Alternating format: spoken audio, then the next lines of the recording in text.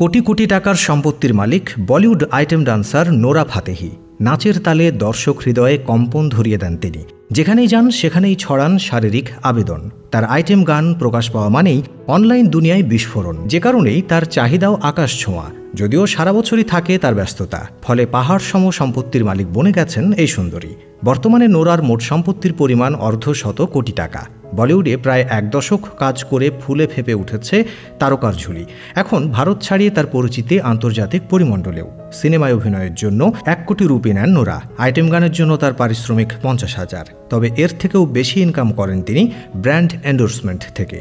তার রোজগারের মূল উৎস বলা যায় সেটাই। শুধু বিজ্ঞাপনের হাত ধরেই তিনি মাসে করেন প্রায় ৩০ থেকে ৪০ লাখ টাকা ইনকাম। মুম্বাইয়ের অলিতে একটি বিলাসবহুল অ্যাপার্টমেন্টে থাকেন এই ডান্স ডিভা। সেই অ্যাপার্টমেন্টের দাম ১০ কোটি। সেটি সাজাতে আরও কয়েক কোটি টাকা খরচ করেছেন তিনি। আমেরিকার আর্কিটেক্ট পিটার মারিনো ডিজাইন করা এই বিল্ডিং। কানাডাতে একটি বিলাসবহুল বাড়িও রয়েছে তার। এছাড়া তার জন্মস্থান মরক্কোতেও রয়েছে কয়েক কোটি টাকার বাড়ি ছাড়াও নামি দামি ব্র্যান্ডের বেশ কয়েকটি গাড়ি রয়েছে নোরার। এর মধ্যে BMW 5 series, Mercedes Benz, Honda CD সহ একাধিক গাড়ি রয়েছে এই লাস্যময়ীর। গাড়ি ছাড়া অন্য সংগ্রহে রয়েছে একাধিক দামি ব্যাগ, যার মূল্য ৫ থেকে ৭ লাখ। তাছাড়া নোরার আরও একটি ভ্যানিটি ভ্যান রয়েছে, যার মূল্য ৫ কোটি। ৮৮ লাখ টাকার ঘড়িও দেখা গেছে নোরা ফাতেহির হাতে। বিগ বস রিয়েলিটি শোয়ের মাধ্যমে ভারতীয় শোবিজ অঙ্গনে পা রাখেন তিনি। এরপর সাকি সাকি আর দিলবার গানের সঙ্গে নেচে সাড়া ফেলে দিয়েছেন।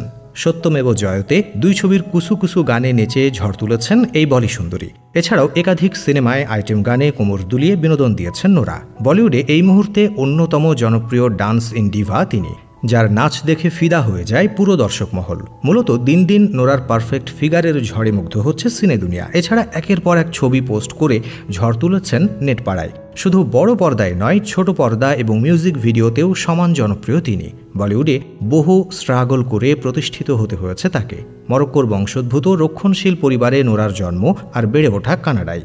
ছোটবেলা থেকেই তার ইচ্ছে ছিল অভিনেত্রী হওয়ার, কিন্তু প্রথম থেকেই তিনি পরিবারের কাউকেই পাশে পাননি। ঘরের দরজা বন্ধ করে ইউটিউব দেখে নাচ শিখতেন। সে সময় নোরা হৃদয়ে জায়গা করে নিল বলিউডের নাচ। ঠিক করলেন বলিউডই হবে তার গন্তব্য।